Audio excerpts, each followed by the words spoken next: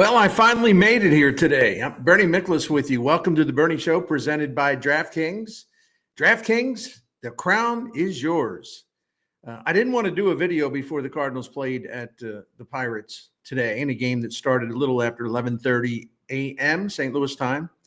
Hey, I thought I had a smart plan. At least I thought so. It'd be a quick game, getaway day and all that. Most teams don't want to hang around, get it over with, go home to St. Louis or wherever the Pirates are going, maybe their own homes. I don't know. So I thought I had a smart plan. Just jump in once the game became final and talk about the road trip and everything else. And it would be a recap and, it would be a fun video to do and would not take a huge investment of time. Well, so much for my smart thinking. Wednesday's game lasted approximately 27 hours. Or so it seemed, and I'm still not sure anyone has actually scored to win that game.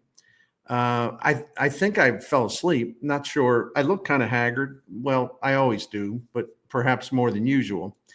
The Pirates were the smarter team, and they outlasted the Cardinals for a 2-1 win that sent the Cardinals home as losers. Losers because not only lost the series in Pittsburgh, but they completed a 1-5 road trip to Boston and Pittsburgh. Ouch. What happened to that quick start? Seems like a long time ago, eh? The Pirates got the winning run in the 13th inning off young Cards reliever Chris Roycroft, who struggled to find the plate. Boy, his pitches would need a built-in GPS to find the strike zone. The big guy's got talent. He's got a big arm. I'm not down on him, I don't want to cheap shot him, but he just doesn't know where the ball's going. And Roycroft's probably going to be given a ticket to Memphis, unless, of course, the front office has no clue. Which, come to think of it, that's entirely possible, right? No offense to Roycroft, like we said, he does have talent, but he's just not big league ready right now. But I can't hang everything on him, and I know you're not doing that either. He's a really easy target. The bullpen was virtually depleted in the 13th, with only John King, the lefty, still usable. And they had to keep a guy. I don't know. I'm sure somewhere on social media there's 20,000 people saying John King should have been in the game. I mean, Marmol drives everybody crazy. It's just like you second guess like every single moment of a game. It's part of the fun, but I also laugh at it a little bit. Anyway, the Cardinals lost this game Wednesday for reasons that make Roycroft's wildness seem like kind of an afterthought, even though I led with it. Third base coach Pop Warner made a huge blunder in the 10th. Just an awful, inconceivable, incomprehensible decision to send Michael Ciani on a kamikaze dash to home plate after Pedro Pages singled. Listen, Pirates left fielder Tommy Pham got a great jump on the ball once it got to the outfield. It was in shallow left field.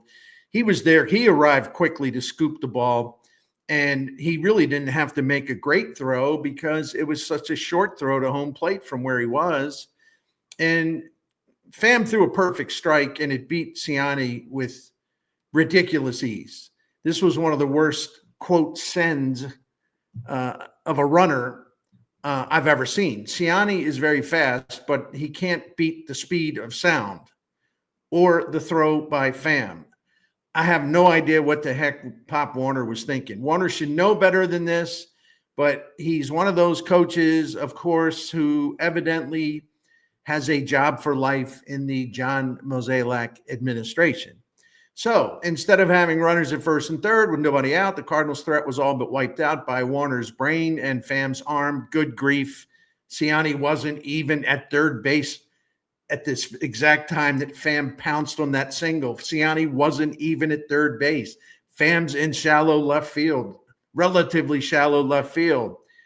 My goodness, Ciani had no shot, man. He was DOA. The opportunity, the momentum was gone. Thanks, Pop. Jeez. Earlier with 2 outs in the 8th inning, what a crazy play. Rookie Thomas Ajaysi ran into a pile of Pirates who were all sprawled out in front of home plate. After two of them collided trying to catch a harmless pop-up hit by Wilson Contreras. So with the two Pirates banging into each other and both falling to the ground, Sajaci he sort of came in there. He left from second base because it was 2 outs at the time. The ball was hitting the air, so he's got to a head start. But then he just came rushing in like a deranged and possibly confused jackrabbit, and he had no place to go because the Pirates were laying all over the through lane. It was like one of these situations where you see protesters or whatever, they blocked the highway. There was no room for Sajaci. Now, part of me thinks the rookie could have gotten physical, maybe elbowed his way in or something, maybe kind of threw his shoulder into somebody or something. I don't know. It's easy for me to say, but the thought did cross my mind. But if you're a runner, man, you got to make a pretty quick call where you see two Pirates on the ground in your way. Gosh, I don't know. Was there a better way for Sajaci to approach that weird situation? Doesn't matter now, right? The end result, the Cardinals lost 2 runners at the plate in this game. And it's a game that where, neither team seemed all that interested or capable of scoring. So on days like that, man, you can't lose 2 runners at the plate, but that's not all. In extra innings, the Cardinals also lost Nolan Arenado at third base, or I should say he lost himself because he strayed from safe ground. In other words, standing like a step from third base because the ground ball was hit directly to the Pirates' third baseman. And Arenado was, he wasn't close enough to the bag to avoid the tag. He got tagged out immediately. So it was a careless moment by Arenado, and an experienced veteran can't make that mistake. I know nobody's perfect, but in that situation, there's got to be a little more heads up. And that's what's frustrating about that game to me, the base running lapses and the poor base running decisions and the poor coaching. It was a huge reason why the Cardinals blew this game. Steven Matz pitched for the second day in a row, and I think that's a positive sign if they're going to keep him in the bullpen. But he had a chance to lock down a 1-0 lead and a 1-0 victory in the 12th. With the ghost runner at second base, Matz retired the first 2 Pirates in order before Pham, here he comes again, Tommy Pham, tied it with a first pitch single. So that opportunity was squandered. I know some of you have talked about this, and I get it because I'm thinking about it and talking about it now.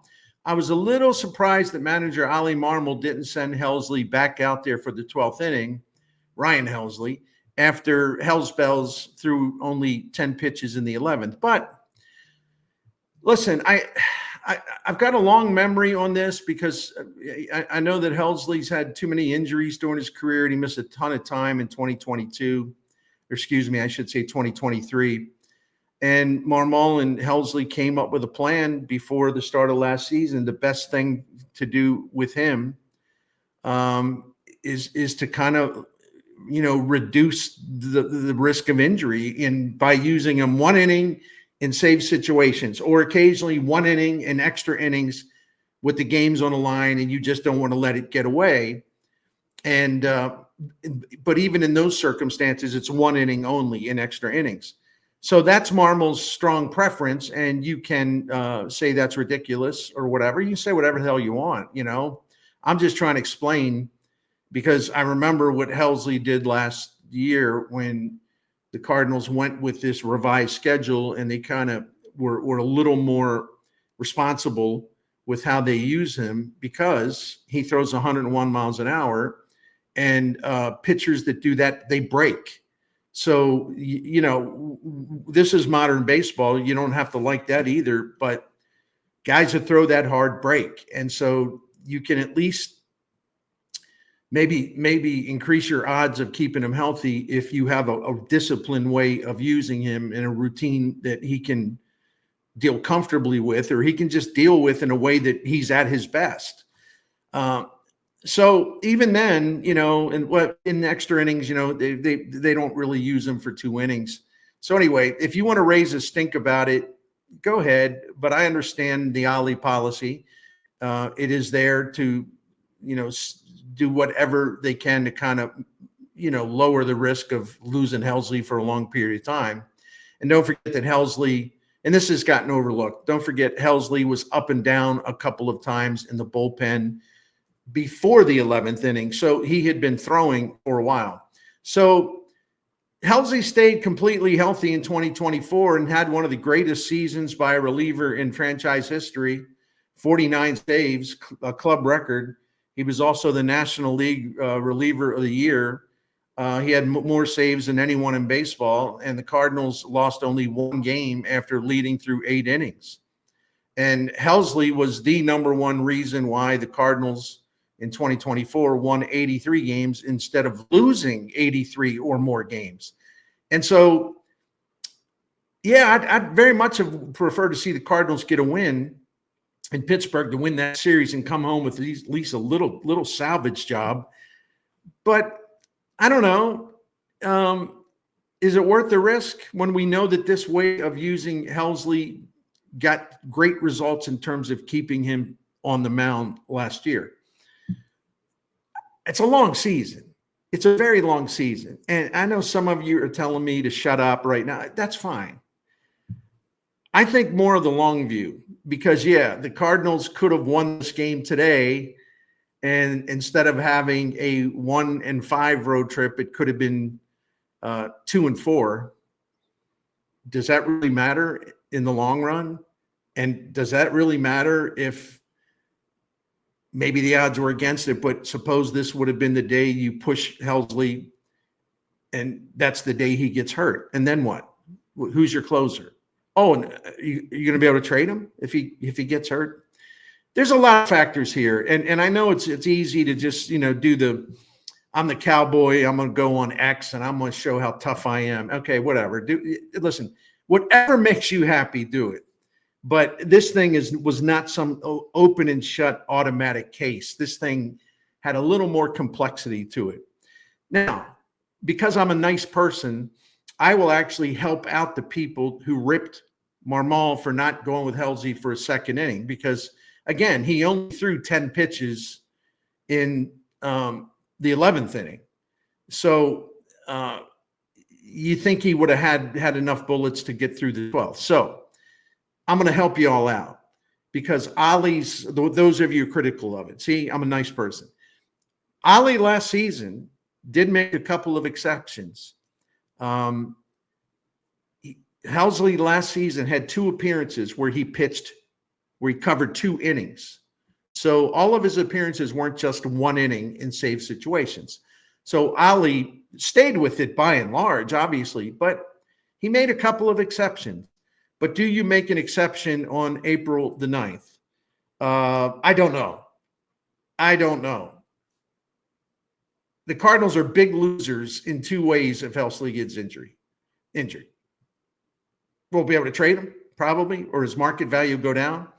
And if they have some kind of aspirations to have a good season, ain't going to happen with him out of the mix. So, and I am talking about the worst case scenario. I get it. Maybe that's unfair. But relievers, man, elbows, shoulder, that stuff can pop at any time. You just never know. There's a lot to nitpick about Wednesday's loss. If you want to do it, heck, I don't care. Like I keep saying, do whatever you want. But I don't have to agree with all or some of your nitpicks. I'd probably agree with a couple, but I don't have to agree with them all. We can all disagree. Now, some folks I saw on the social media rodeo, I saw more than a few Cowboys.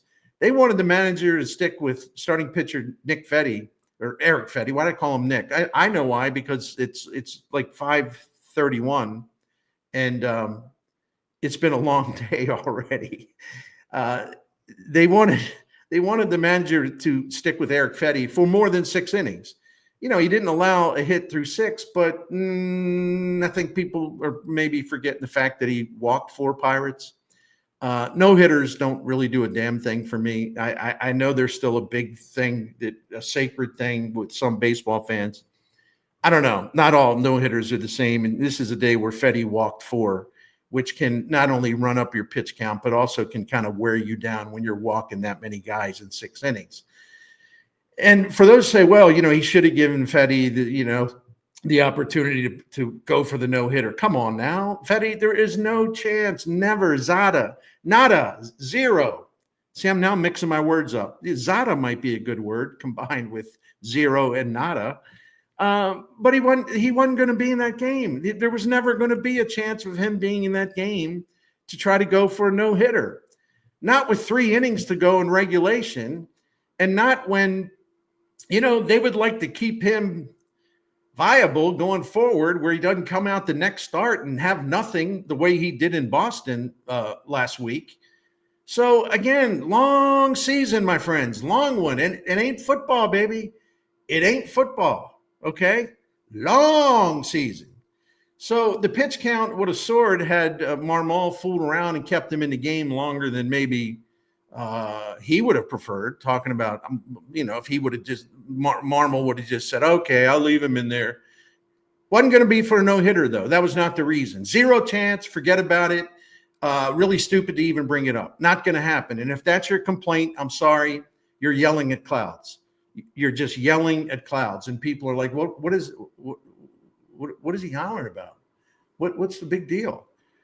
Anyway, I saw other pepper pots demanding that Fetty pitch the 7th inning to save a reliever from working that inning, which, according to the theory, well, if he would have gotten one more inning out of Fetty, then it would have pushed every reliever sort of back in the line about when they're going to enter the game, which means, with the line reconfigured, where you only have to cover X amount of innings, one less inning, let's say, it would have given them a better option than Roycroft in the 13th.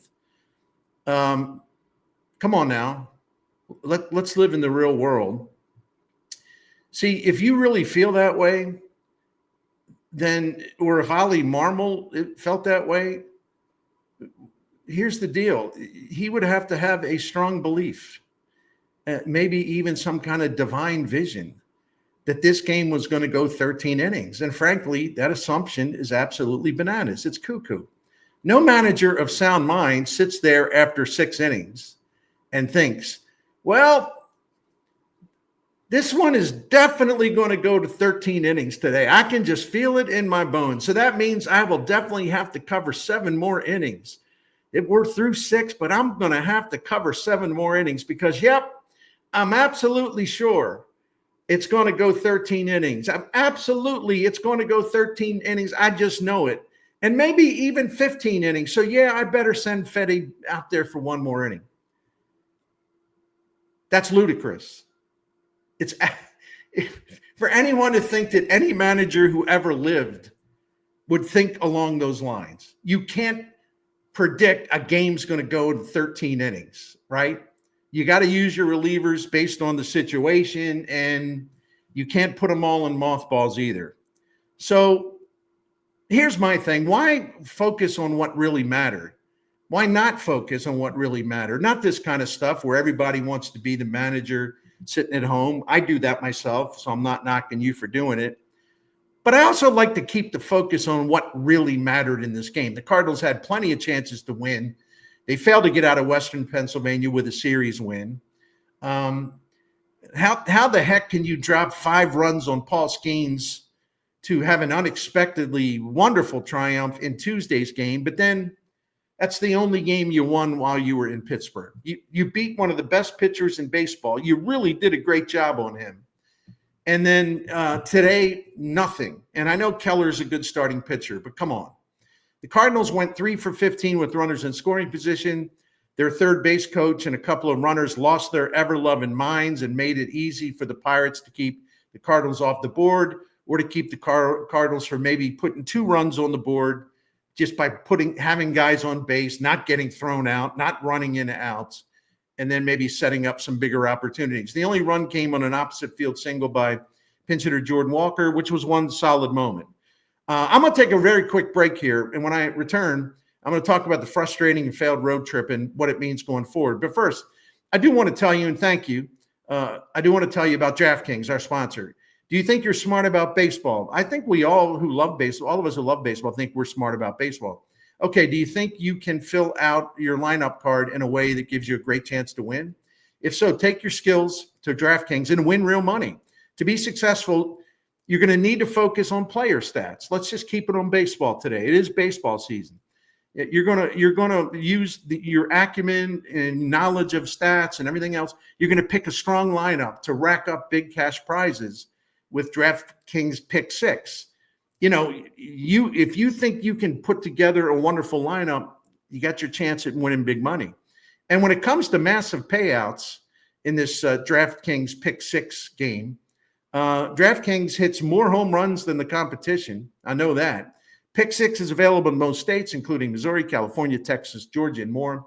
You track your picks for a shot to win huge cash prizes. Yeah, it's really as simple as that. I love fantasy ball. I really do. It's because we all want to challenge ourselves to be really smart about choosing the right guys, right, for a specific game. So you track your picks for a shot to win huge cash prizes. It's as simple as that. I recently signed up, and it's really easy. You download the DraftKings app, and you open your account. Then you choose the sport. You draft your players and have fun and go for the cash. Turn your knowledge of baseball, NHL, NBA, and any other sport. Check out the site on that DraftKings app and turn your knowledge into some cash. Because if you're good, you will win. You will have a great chance to win. New players get $50 in Pick Six credits instantly with just a $5 entry. Download the DraftKings Pick Six app now and use the codes STL Sports. That's the code STL Sports for new customers to play $5 and get $50 in Pick Six credits. Better payouts, bigger wins, only with Pick Six from DraftKings. The crown is yours. Gambling problem? Call 1-800-GAMBLER. Help is available for problem gambling. Call 888-789-7777 or visit ccpg.org in Connecticut. Must be 18 and over. Age and eligibility restrictions vary by jurisdiction. Pick Six not available everywhere, including New York and Ontario. Void where prohibited. One per new customer. Bonus awarded as non-withdrawable Pick Six credits that expire in 14 days. Limited time offer. See terms at picksix.draftkings.com/promos. All right.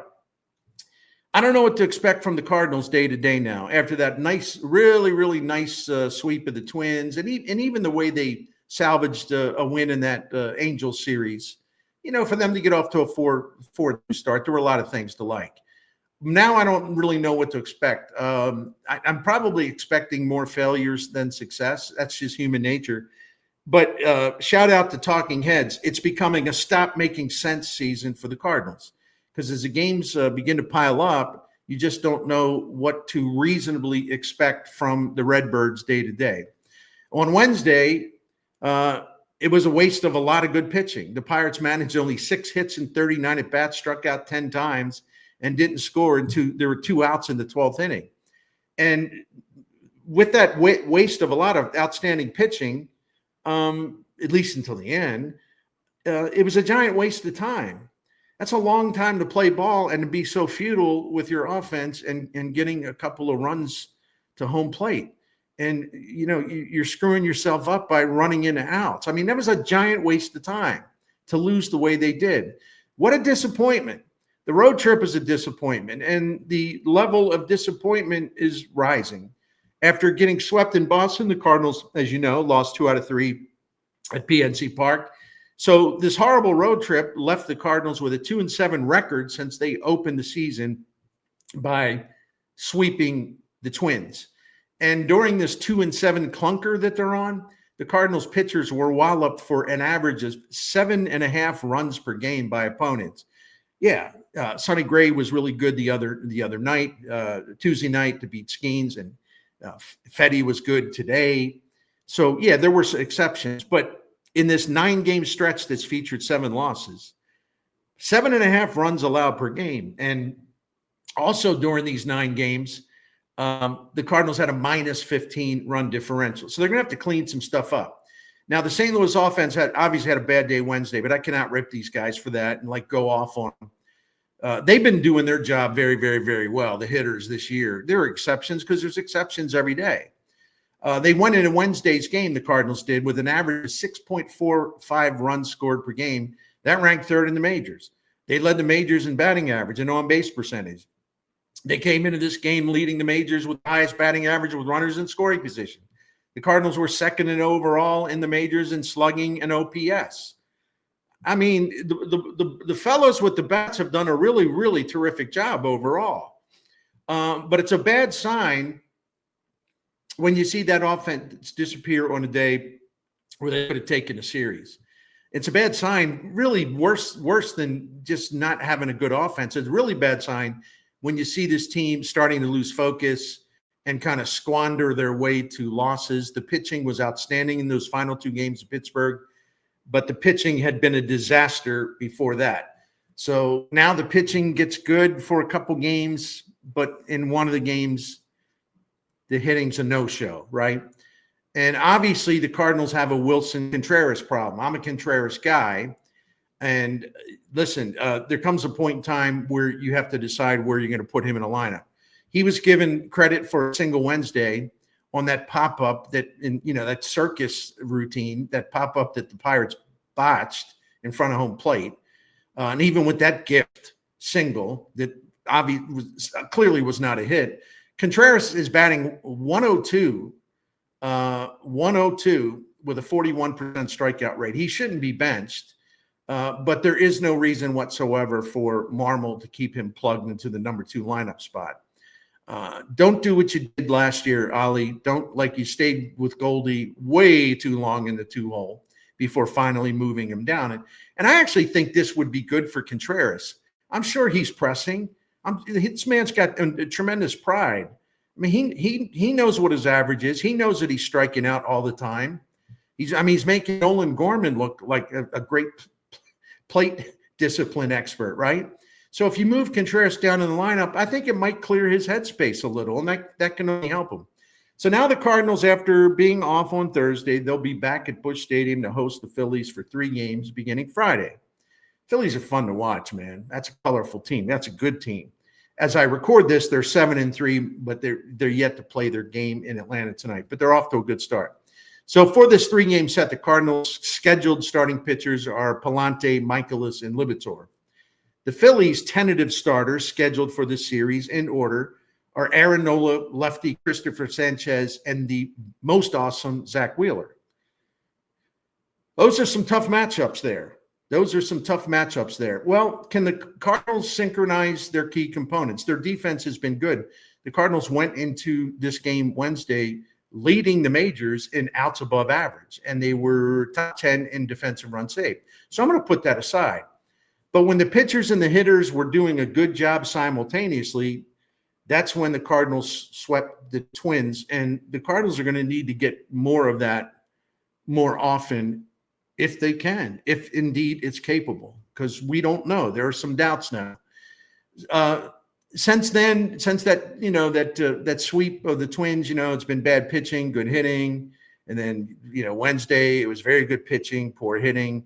The bullpen's not as trustworthy as it was in 2024, but no one really should have expected them repeat what they did last year, because it was like ridiculous to think they could do that again. But they're going to have to be better than they've been. They've been way up and down, and I don't think the starting pitchers are helping them out either. At 5-7, the Cardinals have to regroup before their season starts to drift into some kind of hazardous ground. The team came into the season with a lot to prove. There was a lot of talk about how good they thought they were. They're going to exceed expectations. They're going to prove the doubters wrong, all that stuff. So they came in hungry. They really felt like they were going to prove a lot of things to a lot of people. Okay, I don't care that the Phillies are coming to town. Phillies are a very tough opponent. But you thought you were going to prove everybody wrong? You still have a lot of proving to do, so it's a good time to start proving it. You want to start proving it? Win a series from the Phillies. Thanks for watching. I appreciate you all very much, and thanks to DraftKings for sponsoring The Bernie Show here on Sports Hub STL.